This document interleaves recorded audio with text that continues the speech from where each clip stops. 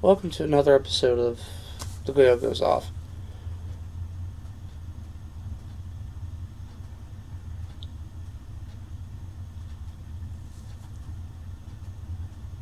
I'm still trying to wrap my head around a few things. Yesterday, um, I read the tweet where Daniel Bryan announced his retirement due to medical issues. And then I saw WWE talking about it. WWE talking about how they were going to give him time on Raw.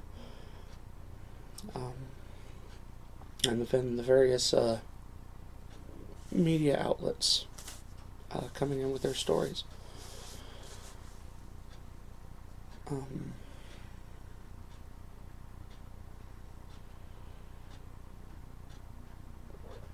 I did put out a tweet, but I'm still in the back of my mind thinking that this was work. That this was, he's gonna. I was really kind of hoping for Vince to come out and crow about it, and then Dan to put him in the yes lock, and and keep him in there until he either allowed him to wrestle or his shoulders popped out of socket. One of the two. Both would have been fine.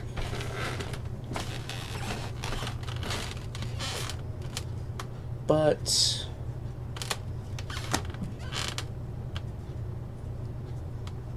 that didn't happen.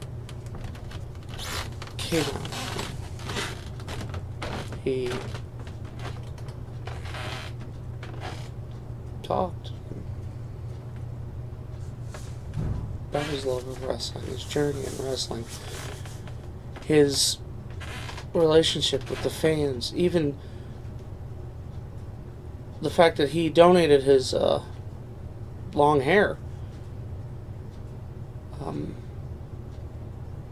to a charitable organization, Wigs for Kids. Makes wigs for kids fighting cancer.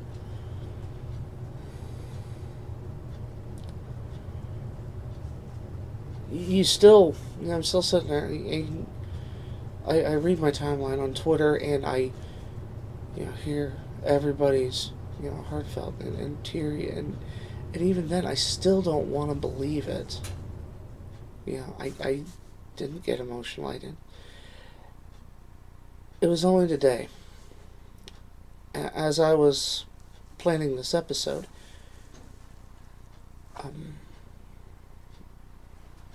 when I start, I write the idea I have for the episode, just on, and whatever I'm going to talk about.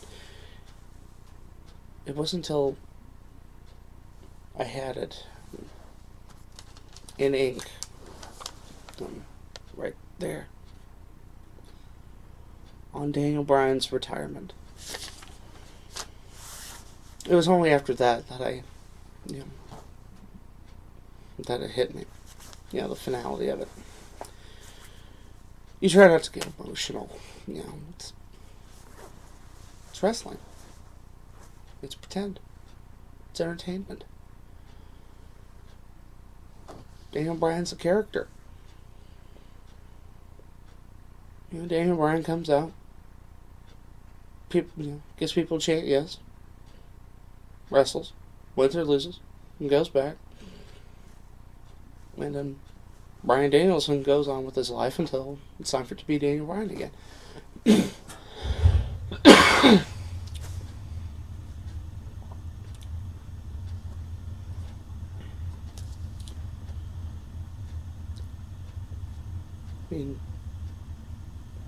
Good Lord, he was cleared by all these doctors. Two of them being, doctors of an NFL team and a major university.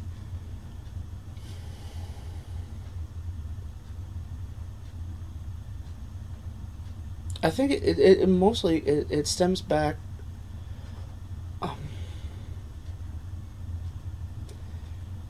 So I think people felt betrayed after last year's Royal Rumble when Daniel Bryan got eliminated. People were so angry because we never got that catharsis after WrestleMania 30. We never got the fulfillment of Bryan's title reign. And then now we had another one on top of it. Two title reigns that ended due to his injuries.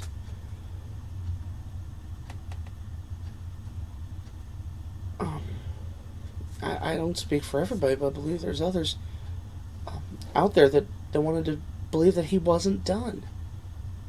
We never got that closure.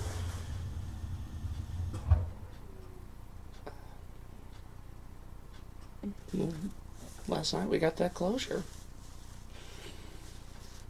As far as being an in-ring performer, we'll never see Daniel Bryan again. I mean, of course, we'll make appearances and what have you. But, we'll never...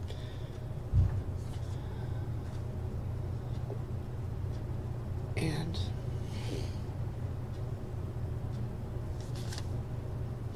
That's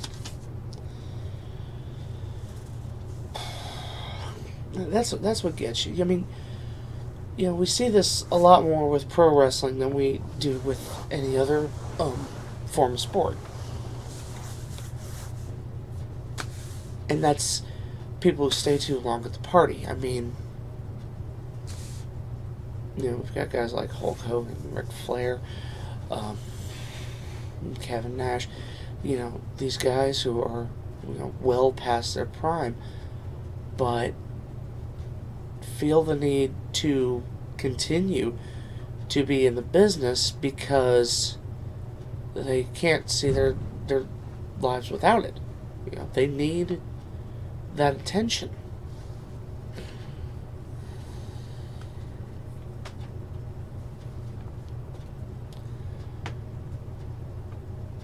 I'm sure there's videos out here that go more about the retrospective, of what Daniel Bryan's done in his career,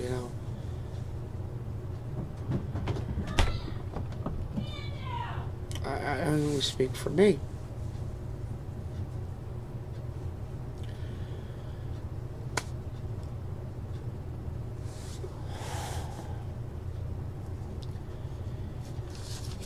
And what I think about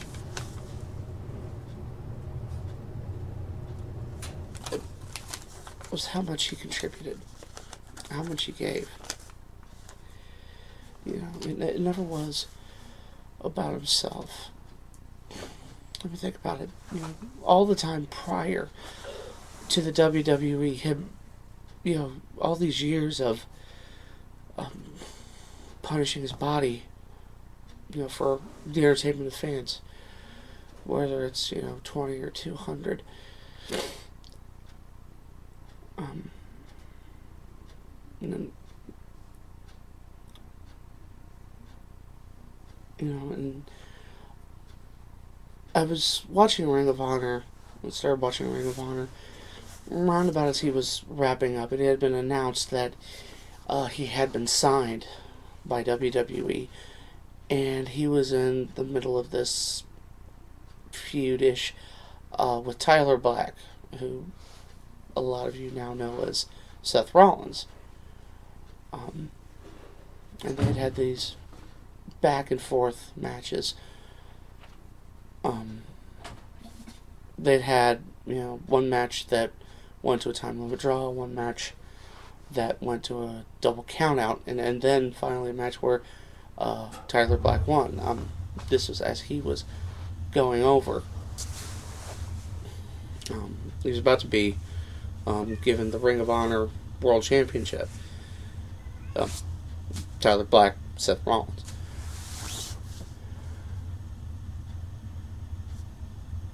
And he did, but he,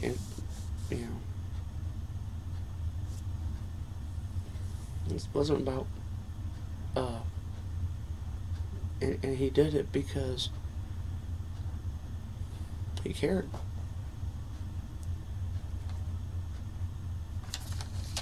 And when he was signed by WWE, they wanted to, put him on the main roster. And I'd heard that he wanted to go down to Florida Championship Wrestling, which was still operating at the time, because he felt he wasn't ready.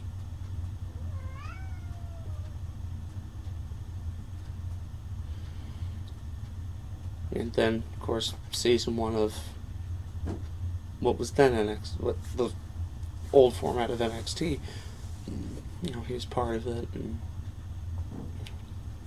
The Miz was running, his own pro was running him down, Michael Cole running him down and all that, and then fans started to gravitate toward him and get behind him.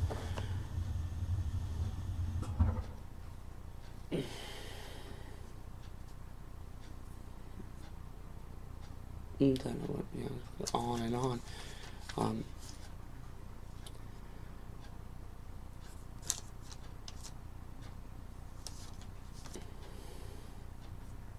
People think, it feels like he had an unfinished career. Let's face facts. He won every title you can in WWE. He was a U.S. champion, Intercontinental champion, Tag Team champion, and a World Heavyweight champion. Twice over.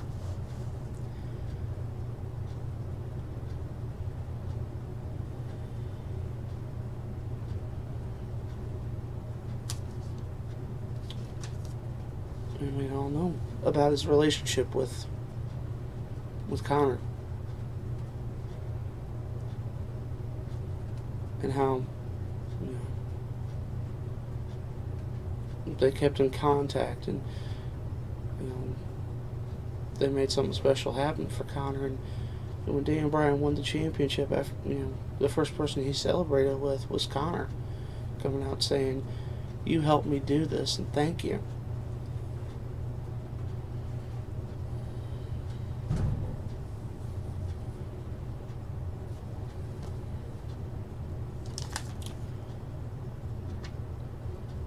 Later on last night, I read an open letter to Daniel Bryan from someone I don't know a lot of you are familiar with. It was Gabe Sapolsky. Before I go further, if you want to read it, it's posted on the Heyman Hustle, Paul Heyman's website. HeymanHustle.com. Gabe Sapolsky, he's currently the promoter for Evolve, but when Daniel Bryan was in Ring of Honor, he was the booker there. He talked about how Bryan flew from France to come back to the States to do a couple of shows because they needed him there, and then flew back to Europe 2 days later. Talked about the time Bryan came in to help him out when Homicide was injured as the Ring of Honor champion. I believe it says her. Passing the torch to Roderick Strong when he first became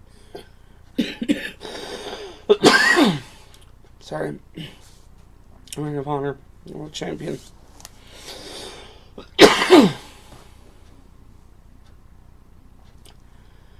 We talked about the phone conversation that they had, and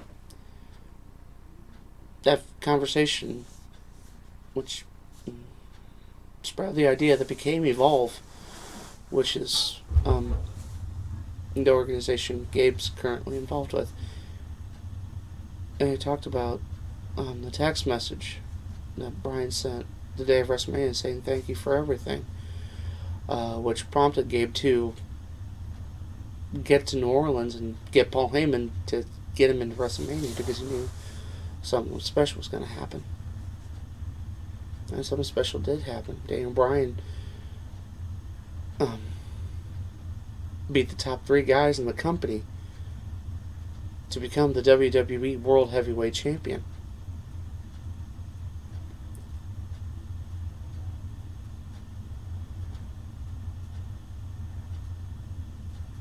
And although, you think his personal life, he could have stayed, when he got married, he and Brie moved to Phoenix. We bought a house in Phoenix to be closer to her family, while his is up in Washington. And then last night, donated his hair. The look that he was so proud of, the gimmick he built, and gave it away.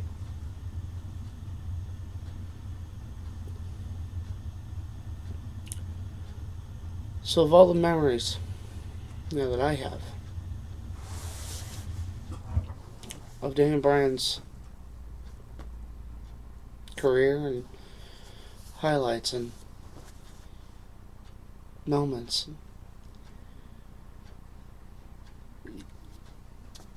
that's what I'm gonna remember. I'm gonna remember Bryan Danielson, or Daniel Bryan, as a selfless man in a very selfish business.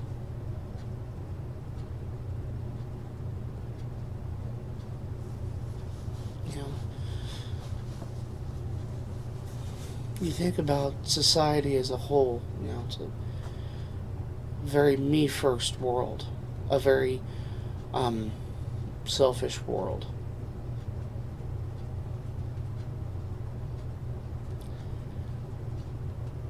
And I see Daniel Bryan as an example of how it should be, That you shouldn't be what's in for me, it's be what can I do to help.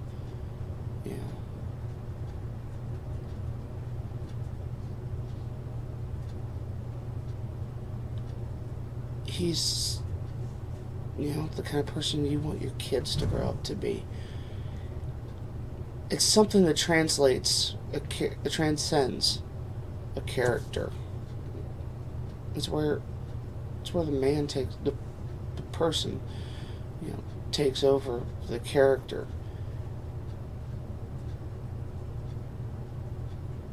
And you're not really, you're not portraying a character. You're just yourself with tights on. And I think that's what people gravitated towards. That's what people reached out to, because that's real.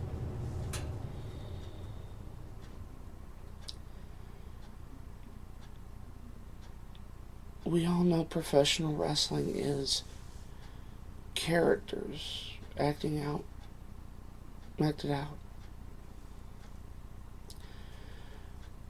This is one of those good instances where wrestling got real. Because he was more than an underdog. He was more than the 5'8", 190-pound David in facing Goliaths night after night. He's someone you want to be. You want your kids to be, should you be fortunate enough to have them. He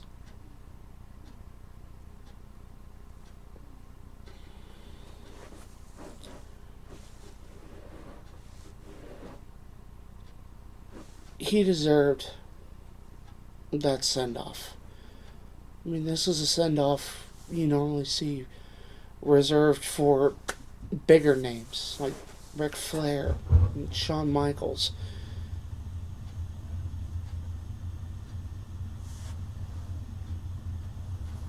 And they gave Daniel Bryan that respect.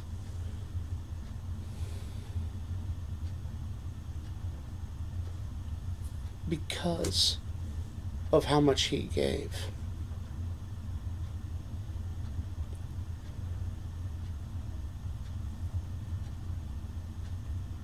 How much he gave us.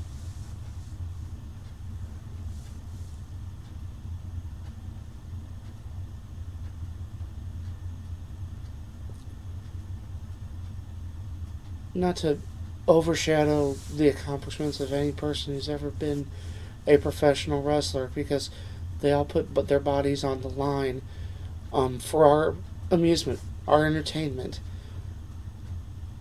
And yet, this man gave everything.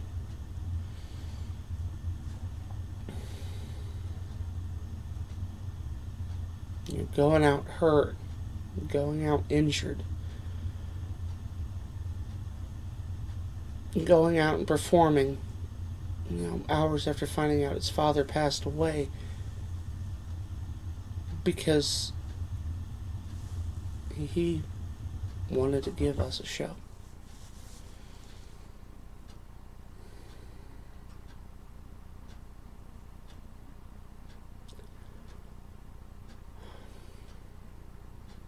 A very unselfish person in an extraordinarily selfish business. That's what I'm going to think about when I look back on Daniel Bryan. Not the titles, not the wins, not the gimmick, not the character.